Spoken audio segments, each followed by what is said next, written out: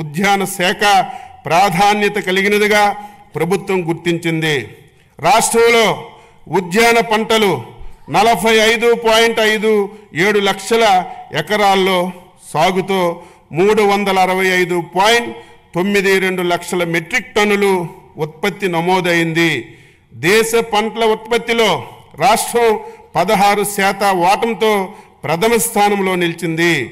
ఆంధ్రప్రదేశ్ జిఎస్డిపిలో 2024-25 మొదటి అంచనాల ప్రకారం వ్యవసాయ రంగంలో జీవీఏ 5,19,485 కోట్లు కాగా అందులో ఉద్యాన శాఖ ద్వారా 1,52,950 కోట్లు మరి అందించింది. అనగా వ్యవసాయ రంగంలో ఉద్యాన రంగం జీవీఏ వాటా 29.44% అని చెప్పి తెలియజేస్తున్నాను. దేశంలో అత్యుత్తమ 15 జిల్లాల్లో 6 జిల్లాలు ప్రకాశం, అనంతపురం, వైఎస్ఆర్, అన్నమయ్య, శ్రీ సత్యసాయి, కర్నూలు ఆంధ్రప్రదేశ్కి చెందినవి కావడం గర్తించదగ్గ విషయం.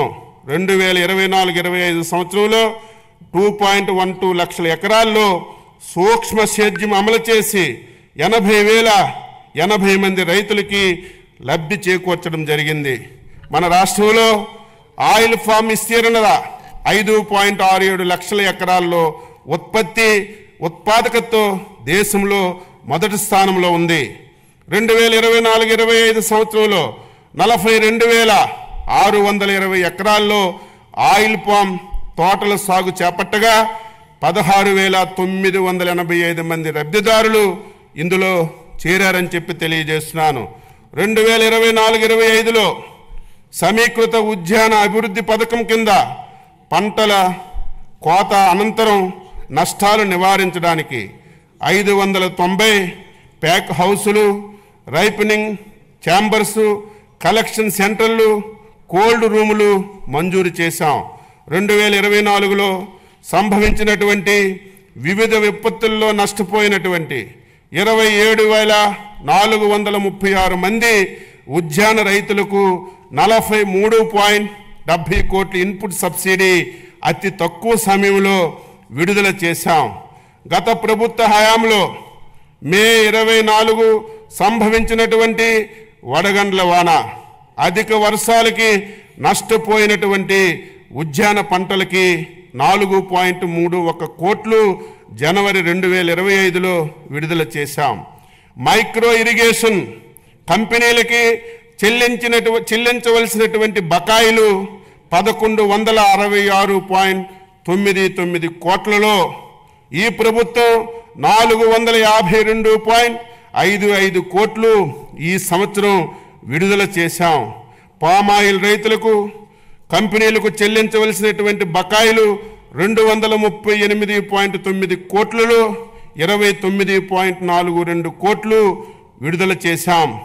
MIDH పథకంలో చెల్లించవలసినటువంటి 93.54 కోట్లలో 33.33 కోట్లు విడుదల చేశాం.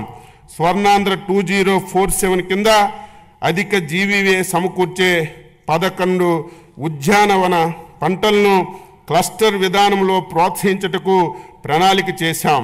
ప్రతి సంవత్సరం వృద్ధి రేటు 15% పైబడి వచ్చేటట్లుగా పంటలను క్లస్టర్లుగా ఎంపిక చేసుకున్నాం.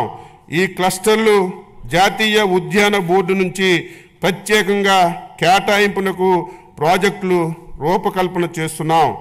అనంతపురం అరటి క్లస్టర్ అభివృద్ధి చేపట్టవలసిన కార్యక్రమాలకు సంబంధించి ఏజెన్సీల్ని ఎంపిక కొరకు ప్రతిపాదనలు కోరడమైంది.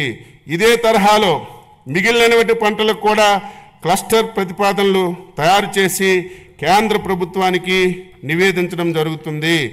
ఇందులో భాగంగా చిత్తూరు, అన్నమయ్య, తిరుపతి జిల్లాల్లో మామిడి క్లస్టర్, శ్రీకాకుళం, SSR మన్యం జిల్లా జీడి మామిడి క్లస్టర్ గాను, శ్రీకాకుళం, తూర్పుగోదావరి, కోనసీమ జిల్లాల్లో క్లబ్బర్ క్లస్టర్ గాను, ఏలూరు, తూర్పుగోదావరి జిల్లాలో పామాయిల్, కోకో క్లస్టర్లుగా, గుంటూరు, ప్రకాశం జిల్లాల్లో మిరప క్లస్టర్లుగా అభివృద్ధికి ప్రతిపాదనలు తయారు చేయడమైంది.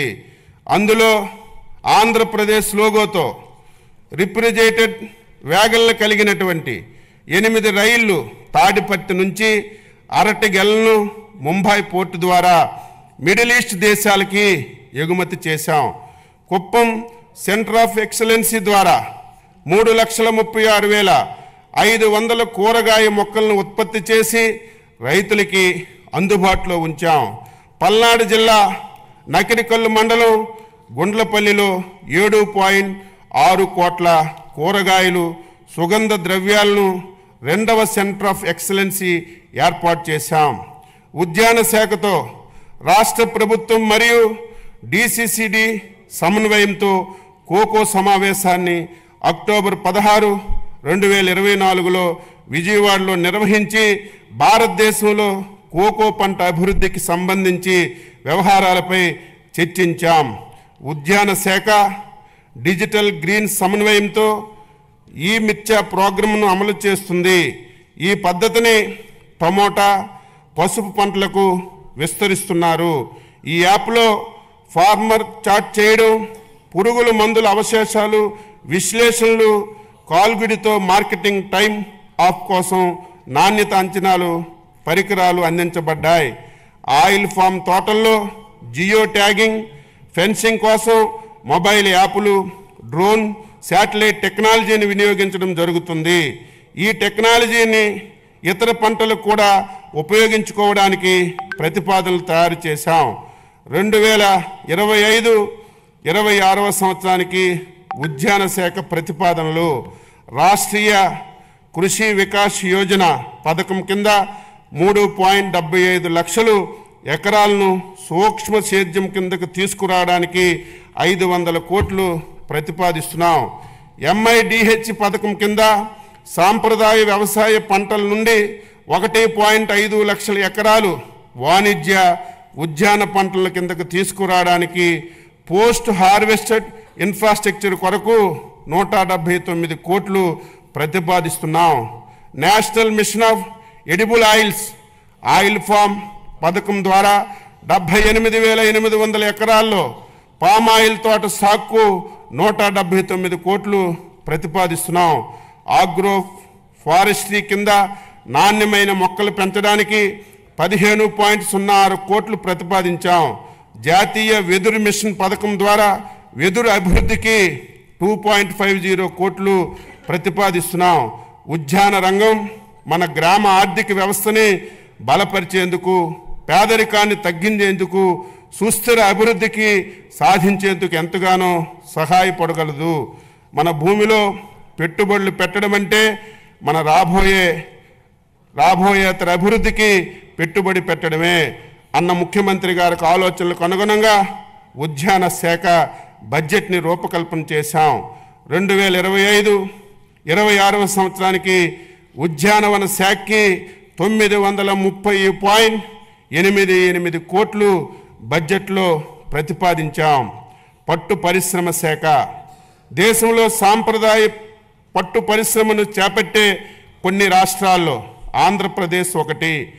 పట్టు ఉత్పత్తిలో దేశంలో మంది 2వ స్థానం కాగా కేంద్ర ప్రభుత్వంచే ఉత్తమ బైవోల్టన్ ఉత్పత్తి చేయు రాష్ట్రం అవార్డు కూడా పొందింది.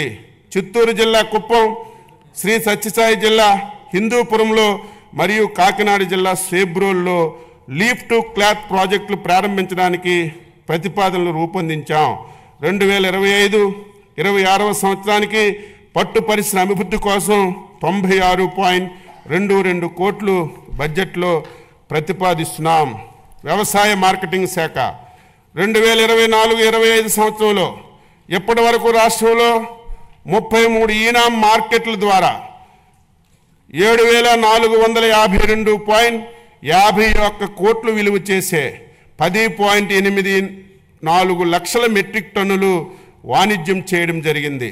రాష్ట్రంలో మొత్తం 124 రైతు బజార్లు ఉన్నాయి. మరో 21 రైతు బజార్లు పనులు వివిధ దశల్లో పురోగతిలో ఉన్నాయి.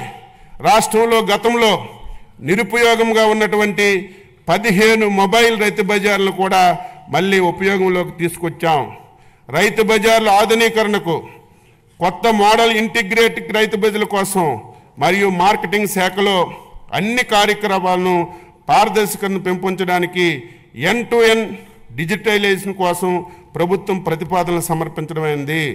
ధరల నియంత్రణలో భాగంగా మార్కెట్ ఇంటర్వెన్షన్ ద్వారా జూన్ నుంచి అక్టోబర్ వరకు 2024 టమాటా ధరలు పెరిగినప్పుడు వినియోగదారులకు సరసమైనటువంటి ధరలు అందించడానికి రైతు నుంచి 753 మెట్రిక్ టన్నులు సేకరించి రాష్ట్రంలో రైతు బజార్ల ద్వారా అమ్మడం జరిగింది.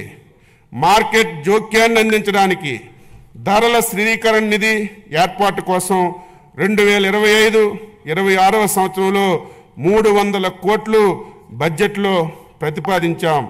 ధరలు పతనమైన సందర్భంలో మిర్చి రైతులను ఆదుకోవడానికి గౌరవ ముఖ్యమంత్రి వర్యులు చేసిన అవిరళ కృషి ఫలించింది. మిర్చి పంటకి మార్కెట్ ఇంటర్వెన్షన్ స్కీమ్ MIS కింద ఒక కింటాకి 11,781.25 రూపాయలు కేంద్ర ప్రభుత్వం నిర్ణయించింది.